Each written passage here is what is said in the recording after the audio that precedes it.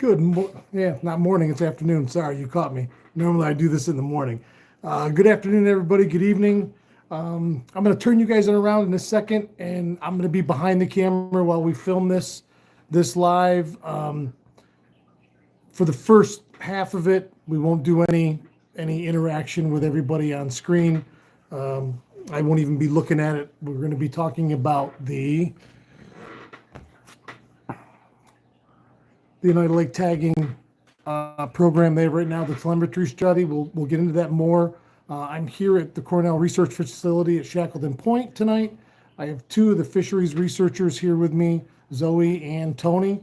I'm going to turn it over to them, and we're going to let them talk for a few minutes about the program, some of the results they've already seen, what it means for us as the fishing community on Oneida Lake, and then we'll do a few questions if they're pertinent here at the end. Sound good? All right. Thanks, everybody. I'm going to turn you around now, I think.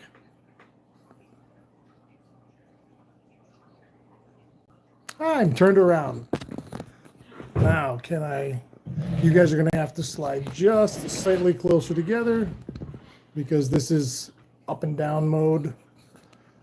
I don't want to do it on. All right, so obviously we have Zoe and we have Tony.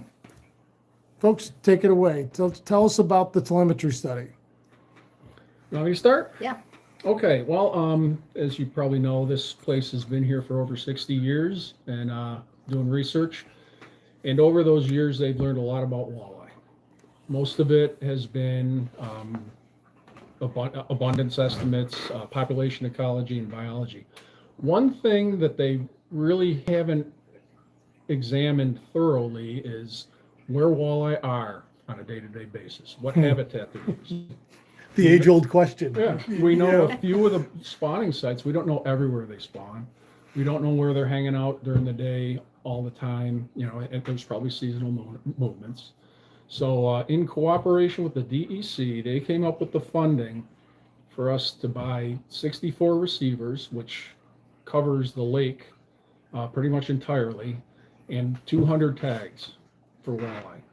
This past fall, we tagged 100 walleye. We caught them all around the lake shore because we want to sample the population and find out what habitats they're using. And then this spring, we're going to tag 100 walleye at the hatchery because we want to know where the walleye that are spawned at the hatchery distribute for the rest of the year. That's fascinating. Yeah, we're pretty excited about it. We haven't done this ever before. There's a lot of other studies. We're part of the GLaDOS network, and they've been doing this for 10, 15 years, and they have receivers all throughout the Great Lakes. And they've learned a lot. Can you tell everybody quickly what that stands for? GLaDOS is Great Lakes Acoustic Telemetry Observation System. Okay. So, and they have it dialed in. They have great software packages to analyze the data, so we're really excited to be part of that. Our first data download is this July, so we don't know anything until that first data download, and then the excitement really starts.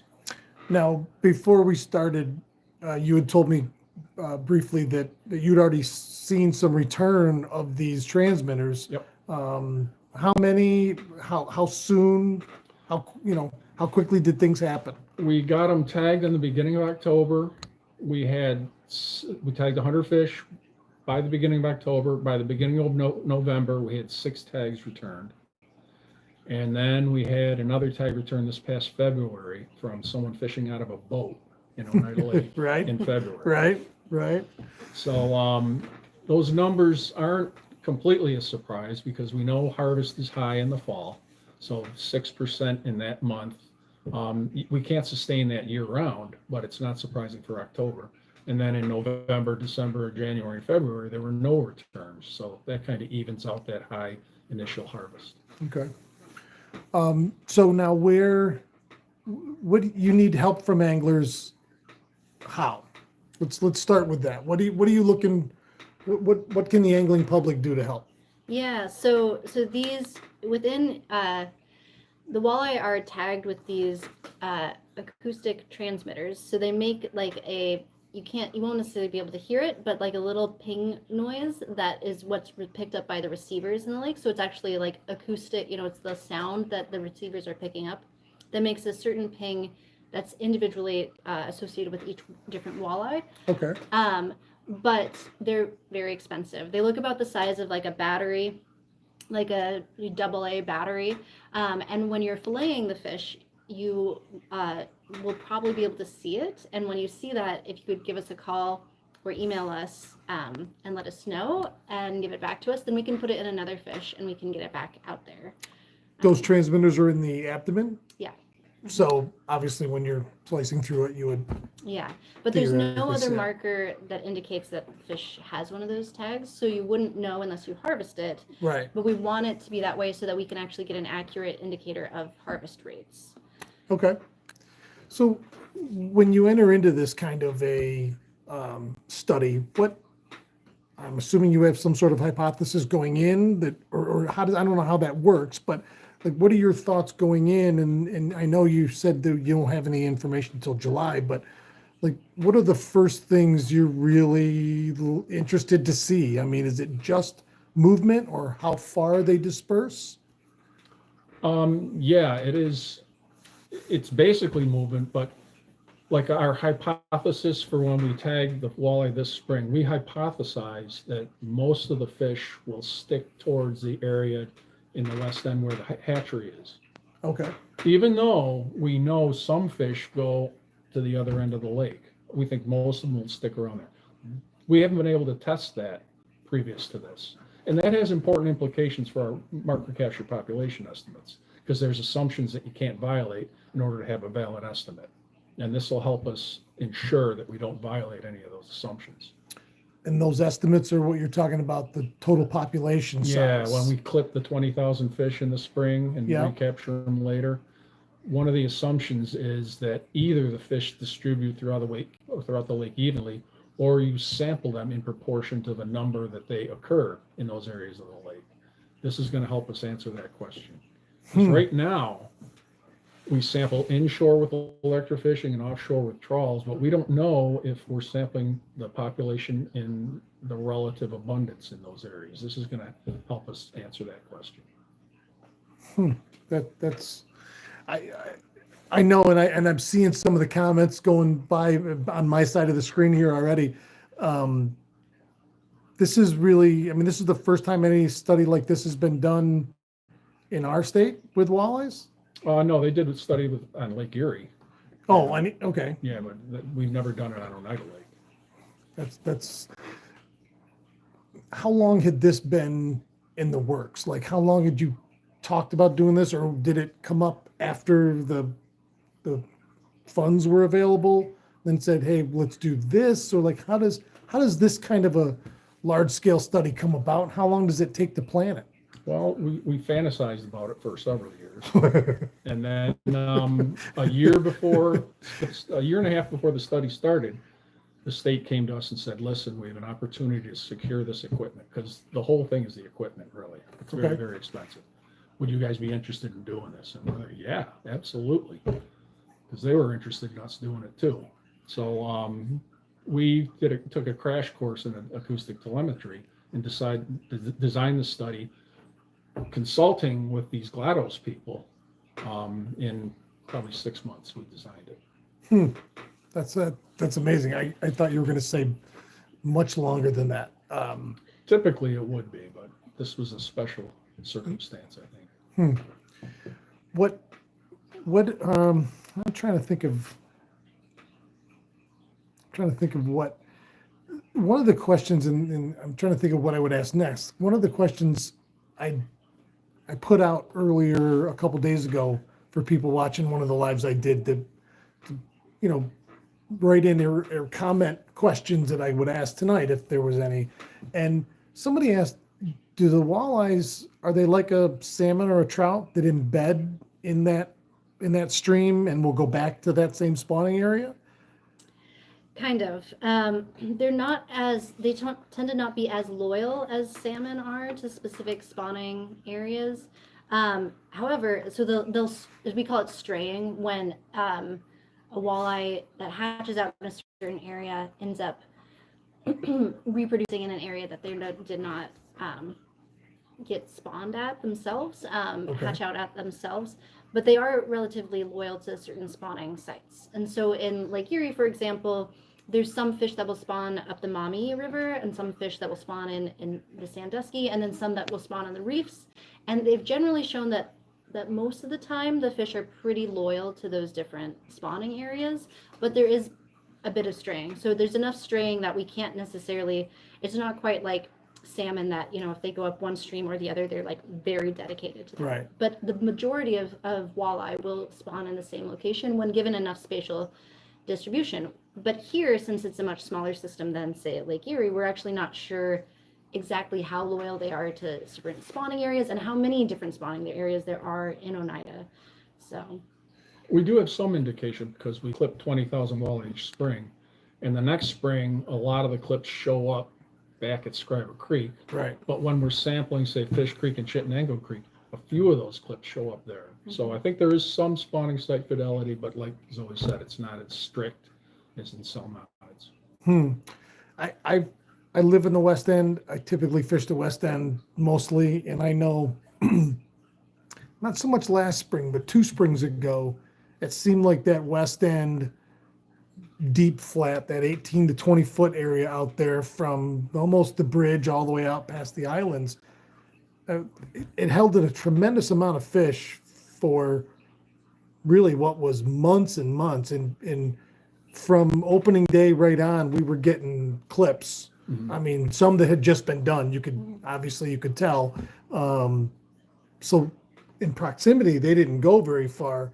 And it's funny because you think of Constantia as a little farther down than it is, but it really isn't. And there's there's more lake beyond it than there is this side of it. And this is so this year you're gonna tag 100 of them at the hatchery with these.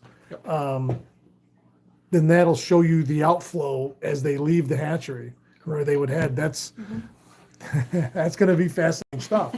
But then, so once we find that out, then what does that tell us? Like then what? What do we do with that information? We sample walleyes at a lot of different life stages. And because we do that, we can follow them through their life, and if there's issues, we can identify when the issues come up. The more we know about walleye will help us explain what's going on at these various life stages. Spawning sites. If there's an issue with walleye, spring harvest or anything, we can protect spawning sites that we know are important to the walleye population. We don't know that right now. We know Scriber Creek's important because the hatchery's been there. Right. So these are all little bits of information that'll just help us understand the species better and should help us inform the state better so they can manage the walleye population to the best of their ability. I hope I answered your question. Yes, you did. And it immediately caused the follow-up question because as we know more, my question, I guess, would be, we're one of the few states in the walleye belt that have a closed season during the spawn. Most every other Midwestern state is wide open all the way through the spawn, and they're fishing the Maumee and the Sandusky right now and farther out west. And now, of course, that's Lake Erie, so you're talking about that enormous body of water that has, an incredible population. But it's not just Great lakes that are doing that. So why the difference? Why New York State is one way and seemingly a lot of the other walleye world states are a different way? Is there a reason for that? A main reason that you know? I'm not trying to get you to rewrite the season dates. I'm just wondering why some walleye world people think they're like, you guys don't fish when they're spawning? Well, ultimately, it's up to the state. So that's for them to determine. But I have my theories. I mean, this is the only brood stock for the whole walleye program in New York State. They want to protect that. Gotcha. It's a smaller system, so I think anglers can target densities of walleyes a little bit easier than they can in, say, Lake Erie or something like that. So I think the state, like I said, they should answer the question, but they're erring on the side of caution, and I don't blame them. Gotcha. It's funny when you put it that way. I didn't realize last year when I did the video at the hatchery last year, and they opened up and we talked a lot about that, but I didn't realize how many places we sell or ship walleyes to, however you want to say that.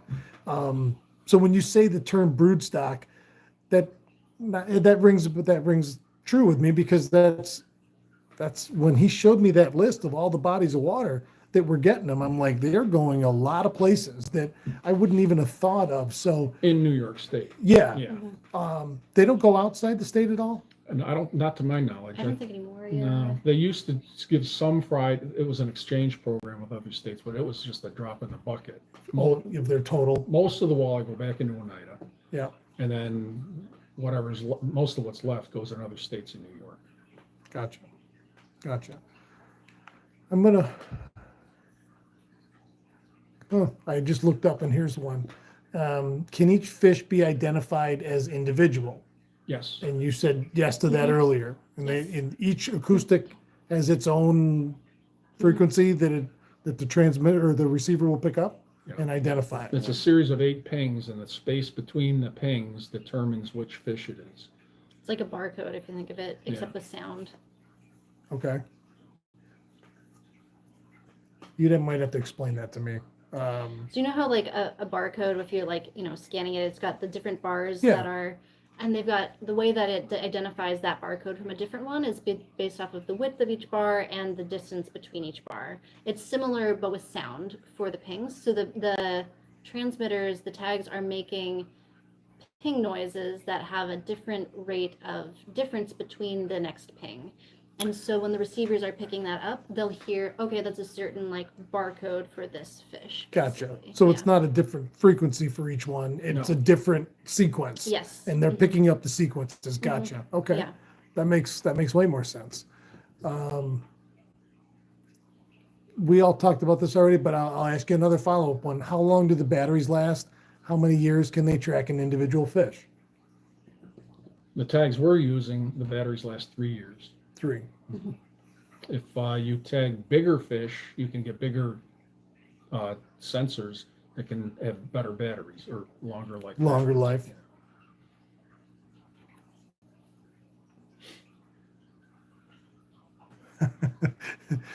It's funny, people ask questions and you read them and you think, wow, that seems overly simplistic, or that I know this particular guy and he says, is 200 fish enough? Well, I'm sure in a perfect world, you'd like to tag thousands and thousands of them to find out exactly, but Actually, no.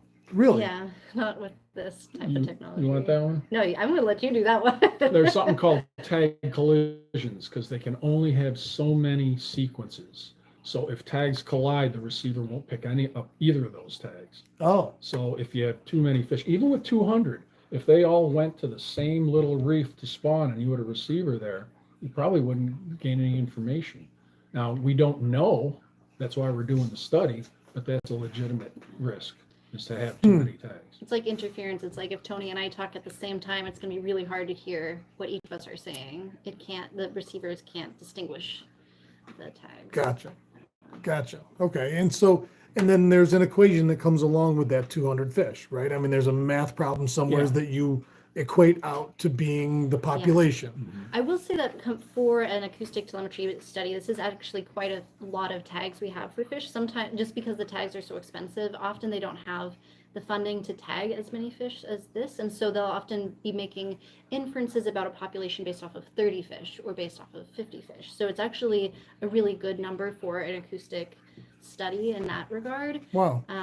But still trying to keep it below that tag interference level. Okay. Some tags ping every 30 seconds. We stretched ours out to pinging every 4 minutes because that reduces the risk of Overlap. collisions. Yeah. Oh, okay. Let me.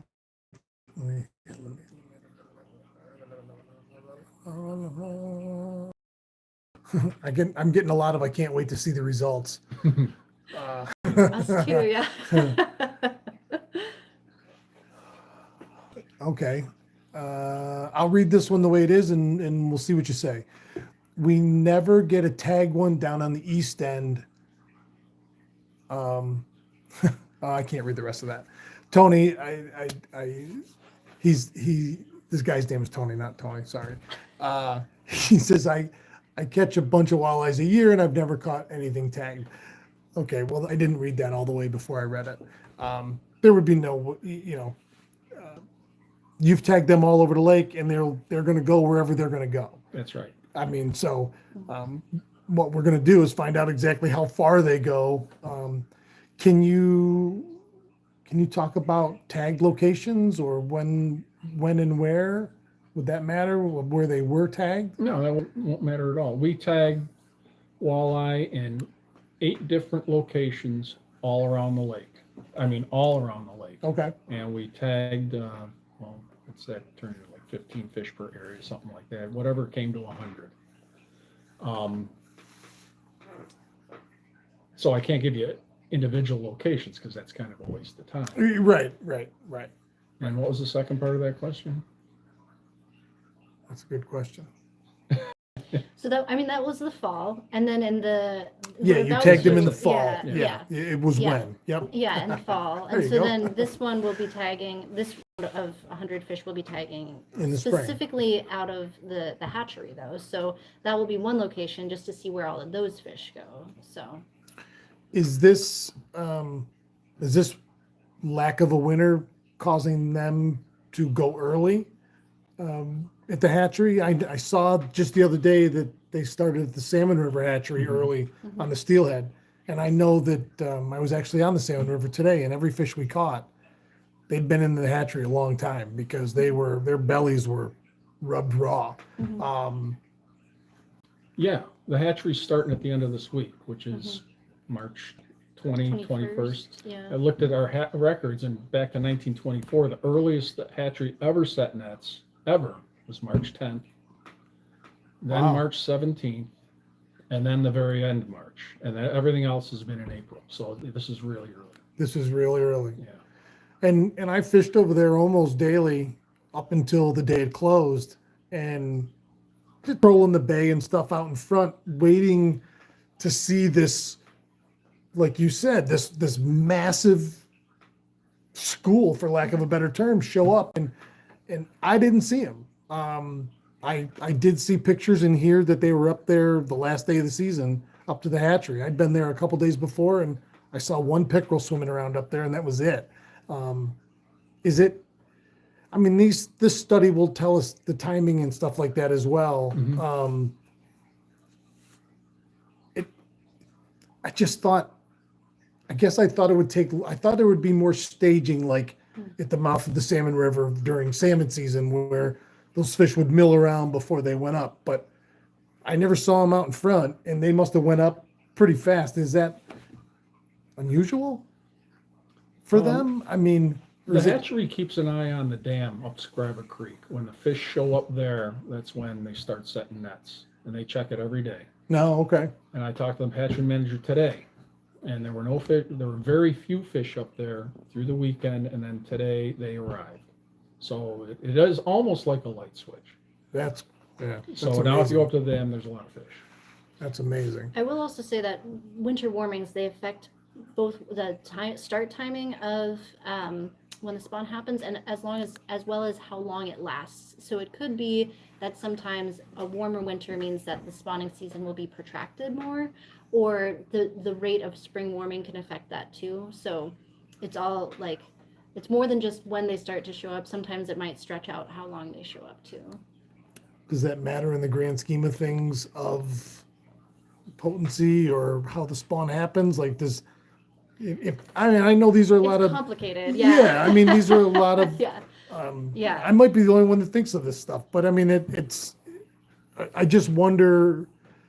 We've spent all winter. You said fishing from a boat in February. I've been in this lake in my boat in open water for 12 straight months. Yeah. And you would never have that chance before. And all of a sudden, when it got to be the first week of March and we could get out, and all of a sudden we're like, hey, I can go fish pre-spawn walleyes now too, you know, and Legally. yeah, legally. And from that first week of March when I got out there, every fish I caught out there, as soon as you picked them out of the water, they were leaking, male or female. I mean, Yeah. instantly. And I'm like, that I don't know if it would be. I don't remember ever having that happen ice fishing that time of year when we would normally be ice fishing. I don't remember seeing them leak like that, but would they turn that quickly and knowing that there's no ice over their head? Like, would they turn into that spawn mode, or is it temperature related, or is it? It's the factors that trigger when spawning happens is usually triggered by two things: temperature and photoperiod. So the light, how long days are. And so photoperiod obviously isn't changing, but temperature is. And so that's the way in which those interact can affect spawn timing in a variety of different ways that is like hard to predict and complicated, and it's sometimes species specific and how they allocate energy to different, so whether to the liver or to gonads, it gets complicated. But the fact that you were seeing them leaking, some of them are we're probably starting to spawn then. It could mean that there's less overlap between males and females during spawn timing, but the way that they spawn is that, females will lay out the eggs and the males will follow close behind and just sort of like spray sperm everywhere to try to fertilize everything. But in the reality, they produce so many eggs and so much sperm and milk that it doesn't really take a lot of overlap to get some fertilization. So there might be some mismatch where like males are showing up a little bit earlier than they should and the females aren't there yet.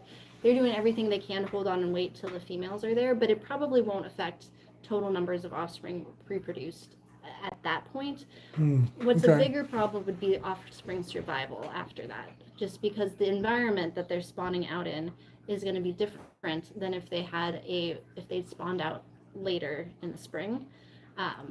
Because of that photo period, what food is available and everything is going to potentially be different, or what females contribute to the eggs are different depending on how long they've had over winter to accumulate energy stores to put into their eggs. So it's a lot of different interacting things going into it. Yeah. Okay, that's and now I've got another one here. It says, are they tagging various year classes of walleye or all the same age fish? We're tagging adults, anything that is 16 inches or larger. Okay. And that's partly because of the tag size we're using. The tag can't weigh more than 2% of the body weight. And the average walleye has to be 16 millimeters or larger to not violate that. 16 inches, yeah. 16 inches. Yeah. Oh, to not violate that rule. The That 2%, rule. yeah, Okay. the body weight rule, yeah.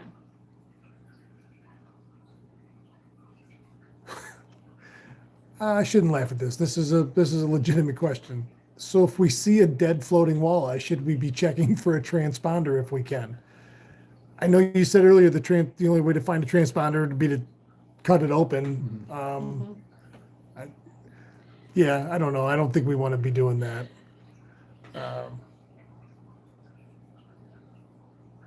It's an interesting one. Do the tags show up on forward-facing sonar? Would they give off a signal that could be picked up? I don't think so. I don't think so, but I don't know, to be honest with you. I've never been asked that question, and I don't think I've ever thought to ask it. Yeah, Yeah. we can ask around, but I Yeah. don't think it will.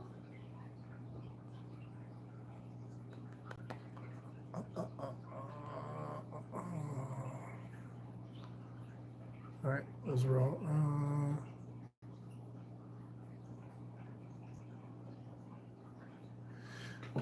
Does current affect the acoustics? I'm assuming he means river current. So if can they watch fish as they pass back and forth from the river to the lake under the Cottonwood Dam? We would have to have a receiver there, but Right. yes, current does affect signal strength, but it has to be pretty dramatic current. Gotcha. So you'd have to have closer receivers in a high flow river than you do the lake here. It's a bigger problem in rivers than it Yeah. would be in the lake. so. Gotcha. Do you guys have anything else you want to? I mean, we're at 30 minutes now. We're at exactly 30 minutes, and I think we've covered most all of the questions that are pertinent to the tagging study on this side of it. Is there anything else that you guys want to put out to anglers? Anything you want to go through? I just, if you guys see these, we've got our phone number on there to call for tag returns. We've got an email on there for tag returns. And then there's this QR code on there that you can scan and get more information about the study if you're interested in a lot of the stuff that Tony and I talked about. But yeah, keep an eye out for these signs. They'll be at boat launches and places all over. Okay, awesome. We're as excited here Yeah. about as anybody else about the results of this study. We'll get them out as soon as we possibly can. Once we get the information back, we got to have it analyzed and all that. But we'll try to turn it around as quick as we can. And I don't know what we're going to learn, but we're going to learn something. So Now, when July hits this year, you'll be monitoring this year's tagged fish as well. They'll be in the same sampling. we'll be monitoring the spring sampling. Yeah. Up until that point, we pull the receivers, download the information, redeploy the receivers, and then they'll start listening again. And you said 64 across the lake. Yeah. How long does that take to put those out? I mean, how long, and what are they? They're attached to the bottom? They're on weights on bottom, and they have releases. They'll float up when we punch in the code to release. Cool. It took us 3 days to deploy the 64 this past fall, and that was our first time at it. We'll get better at it. But it's a substantial amount of work. Yeah, because you said that 64 covers this whole lake Yeah. and the grid pattern. And I remember you showed me the grid pattern last year. Yeah. That was pretty extensive. It is. And then are there any receivers in the riverways They're in. going to Three Rivers and Yes. any of that? There's a receiver in each of the main 5 tributaries, but so we'll know when they leave the lake and head up that tributary. We won't know how far up the tributary they go. Oh, here going up There's in. just a receiver at the mouth. So we won't, there's not going up the, I meant the outflow river on both ends. We do have them there. Okay, you do have them there. We'll know if they leave the system. yeah. Do we think they're going the other way, east? Yes. Really? Yeah, well, we caught fish from Onondaga Lake, so if they're coming here, they're probably going there as well. Probably, we don't think it's a high number, but there is a small portion of the And where would they go going that way? Into the Mohawk system? The Mohawk River system going that way, going east? going I'm east? pointing the wrong direction. I was like, Yeah. I meant the other direction. I'm sorry. They're going up into Fish Creek somewhere, we think. Okay. That's the next telemetry study. This is a pilot study. Oh, After this 3-year study, then we're going to dial it in and move see. the receivers around. Yeah. Yeah. okay. That's awesome. So this is going to be ongoing for at least 6 years? We're Well, hoping. hopefully, yeah. Yeah. We have to have some more good questions and get more tags, but yeah. Yeah, that's awesome. Any last parting thoughts on this that you want to, anything we can think of? We've had a great relationship with anglers here. They've been helpful over the years, and we anticipate to continue to get their help, and we very much appreciate it. Are those signs, I just had somebody ask, are those signs available to be put up, in tackle shops or anything like that around? We've done that already. We have some Okay. up in some tackle shops, but I guess if you have a tackle shop that doesn't have one, that gets a lot of walleye angler traffic, let us know. We've got some. Okay. And then I'll talk to you. Maybe we'll do something with Walleye Fest and Yeah. so people can see them and That'd everything. be great. Let's see. Okay. I think that's it on this side. Thank you both very much. I appreciate being given the opportunity, and everybody out here. I've said to you, Tony, before last year when we met, when your nephew Justin was out doing the angler survey, he ran into me 3-4 times, and the first time he's like, "Hey, can I ask you some questions?" I go, "Sure. Let me turn my camera around. I want to ask you some." And we did 3 videos together that everybody loved, and it was just being able to talk to people that are truly in the know on the science side of our lake. He still talks about that, yeah. It was great, and everybody loved it. And I like doing this, and we've had such a weird weather year that this is a second spring in a row that it's been open and mild. And of course, this is the first winter it's been like this. But like, I just saw briefly, I saw a University of Wisconsin study online the other day that was talking about how these walleyes don't acclimate very well to rising water temperatures, and they don't like the warm water, and they need a certain period of cold water.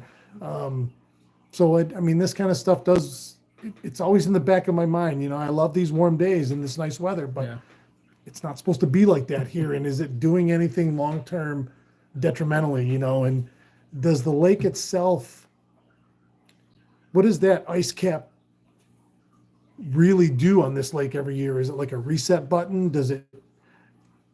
Are the weeds going to grow harder this year and higher and longer because it's been, you know, like, is there any other things that this kind of weird weather year is going to do to us that we should be, I don't want to say on the lookout for? That seems a little doom and gloom, but if you string together a couple of these winters, what does that mean? Not just we don't ice fish anymore, but is it affecting our fish and our lake? Well, we don't have a lot of years to base many Yeah. conclusions on, so we're still learning too. But one thing is for sure is that it reduced the winter harvest. Right. And on Oneida Lake, typically half the perch that get harvested in a particular year are taken through the ice. Walleye, it's not that high, but there's still a substantial walleye harvest. 2 years in a row, that really didn't happen to speak of. I never saw one angler on the main lake ice fishing this winter or last winter.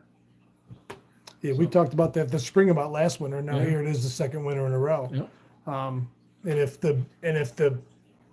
So you would think that main lake deep water would be their wintering grounds, theoretically, right? Well, they catch them out there, so. So I some mean, fish it are would be, spending them. yeah. Yeah. So they would be susceptible out there to ice fishing pressure. Interesting. All right, I'm good on my side. If we have anything else we want to talk about, I'm good. Okay. Yeah. We appreciate you having Yeah. us. thank you both very much. It's been a pleasure, and we will see everybody again soon. Thank you.